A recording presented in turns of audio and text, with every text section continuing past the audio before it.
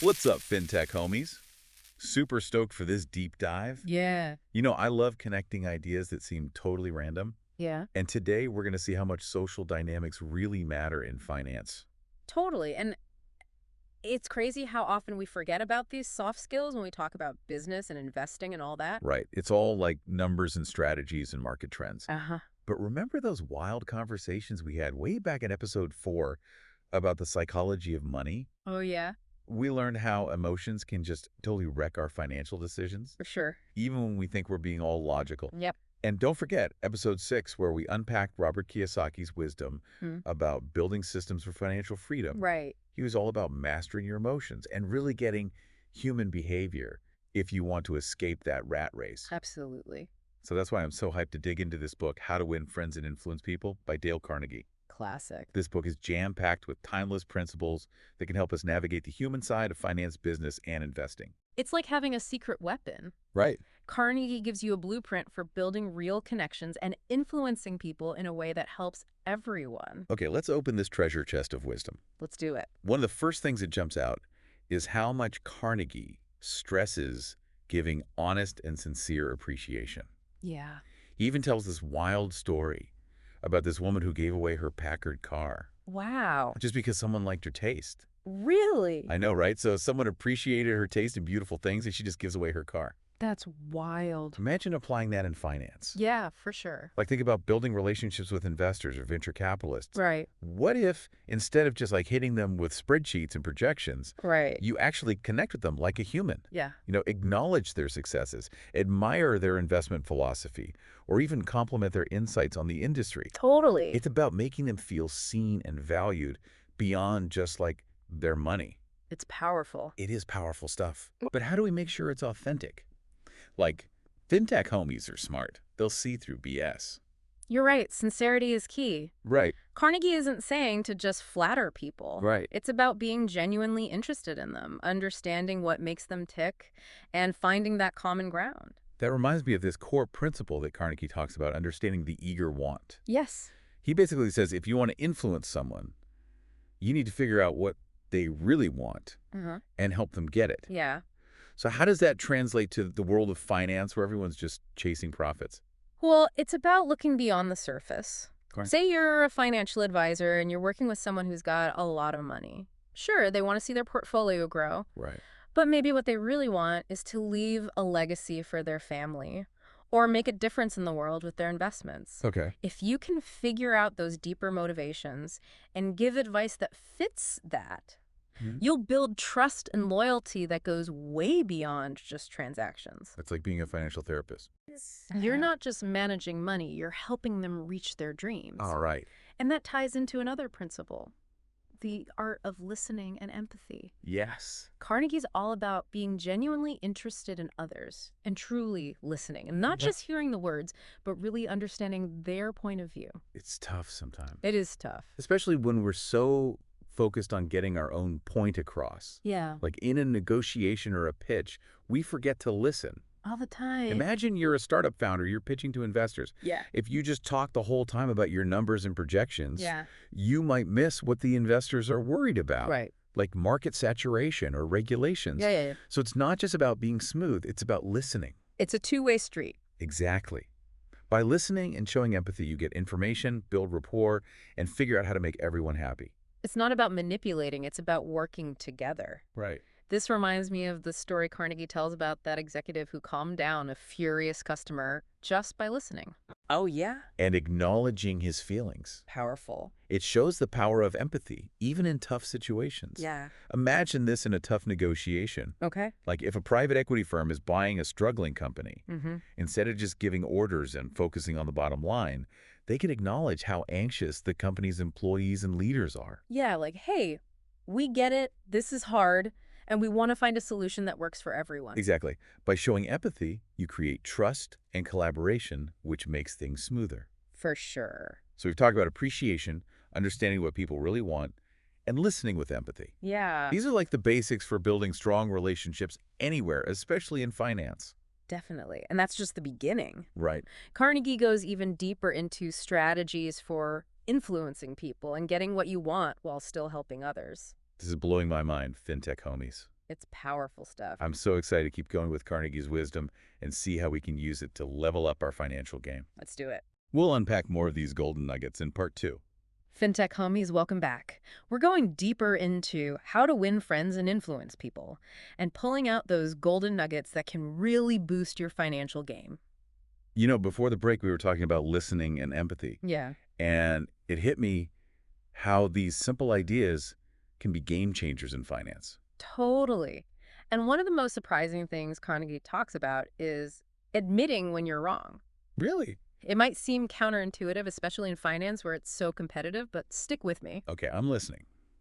It does seem like everyone's always trying to prove they're right, especially when money's involved. Carnegie actually says, if you're wrong, admit it quickly and emphatically. Ah, Think about it. How often do we see leaders or financial experts digging in their heels even when they messed up? yeah, it's like they're scared to look bad. Exactly. They don't want to hurt their reputation. Right. But Carnegie says that just makes things worse. Okay. When you admit your mistakes, you disarm the other person, you Oh. show humility, and you build trust. That makes sense. Yeah. I can't really attack you when you've already admitted the problem. And it shows you care more about finding a solution than protecting your ego. Right. This is so valuable when you're dealing with financial setbacks or tough negotiations. Mm-hmm. Imagine you're a fund manager and you made a bad investment.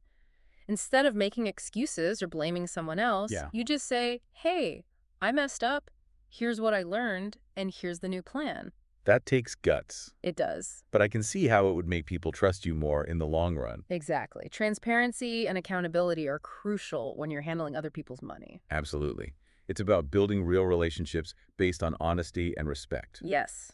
That's way more valuable than pretending you're perfect. So we've talked about owning up to our mistakes. But what about when you need to convince someone to see your side, like when you're pitching an investment or negotiating a deal? Carnegie says you got to start by finding common ground and getting the other person saying yes. Oh yeah, like that yes ladder technique. Yeah, exactly. You start with things you both agree on and build from there. But how do you do that without feeling manipulative? It's about finding genuine alignment, not tricking anyone. Okay. Say you're a fintech entrepreneur and you're trying to get funding for your new payment platform. Instead of going deep into the technical stuff right away, Yeah. start by talking about how everyone hates the current payment systems and wants something better and safer. You're finding common ground by highlighting a problem you both want to solve. Exactly. By talking about shared goals and values, you make it more collaborative and persuasive. And this works in all kinds of financial situations, Yeah. like mergers or convincing a client about a new investment strategy. For sure. It all comes back to the human element, understanding what people want, finding that common ground and building real connections. Right. And sometimes that means letting the other person save face, even if you disagree with them. Oh, Carnegie says don't try to win arguments. yeah. Even if you prove someone wrong, you might just hurt their ego, and that doesn't help anyone. Oh, man, I've totally done that. It's like that saying, you can win the battle but lose the war. Exactly. In finance, relationships are everything. True. So instead of proving someone wrong, try to understand their perspective and find a way to meet in the middle. This reminds me of how Carnegie talks about appreciating people and making them feel important. Mm-hmm. He even tells this funny story about a salesman who got a huge order just by pretending he lost his voice. So the client did all the talking. Wow. I know, right? He basically let the client convince himself. That's smart. By making the client praise the product and feel like it was their decision, the salesman avoided any pushback and closed the deal. Brilliant. It's about making the other person feel heard, respected, and in control. And that's a key takeaway from Carnegie, make the other person feel important. Absolutely. It's not about manipulation, it's about realizing everyone wants to feel valued. It's like that saying, people might forget what you said, but they'll remember how you made them feel. Exactly. Yeah. And when we understand that we can build better relationships, influence outcomes, and make things more positive for everyone. Absolutely. This is pure gold, fintech homies. I know, right? Carnegie's wisdom is timeless and so relevant to finance. We've covered so much from admitting mistakes to finding common ground to making people feel valued. We have. I'm excited to wrap up this deep dive and share some final thoughts with our awesome community. Fintech homies. We're back, and my mind is still spinning. I bet. This deep dive into how to win friends and influence people has been eye-opening. It really is a classic. It's like we found this secret map for understanding the human side of finance. I like that analogy. What's really stuck with you? What are you going to use in your own financial journey? That's a tough one. I know, right? There's so much good stuff. But for me, it's that idea of making people feel important. Yeah. It sounds simple, but we forget about it all the time in the financial world. Carnegie's right. Everyone wants appreciation and recognition. It doesn't matter how much money you have or what your job title is. It's a basic human need. And when you tap into that, Mm-hmm.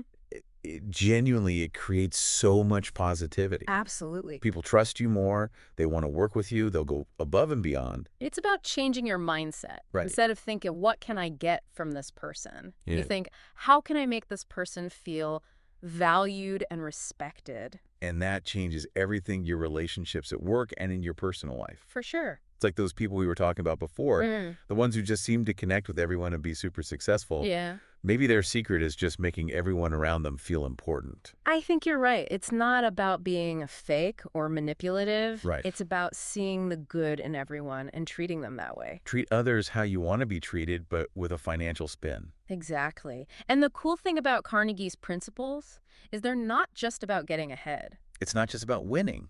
It's about making things better for everyone. So to wrap up this awesome deep dive, I want to leave you with a challenge. Fintech homies. Think of someone you admire in the financial world. Someone who's great with people and super successful. All right. Now try to figure out how they're using Carnegie's principles to get those results. I love it. It's like a real-world case study. And who knows, maybe if we all start using these principles, we can all be more successful and create more harmony in our financial lives. Absolutely. Yeah. Remember, Fintech Homie's success isn't just about the numbers. It's about the people. Couldn't have said it better myself. And when you master that human connection, the sky's the limit. That's a wrap, Fintech homies. Thanks for joining us. As always. If you love this deep dive into how to win friends and influence people and how it connects to finance, give this video a thumbs up. And don't forget to subscribe. For more awesome discussions on finance, tech, and the human side of success, until next time, keep learning, keep growing, and keep those connections strong.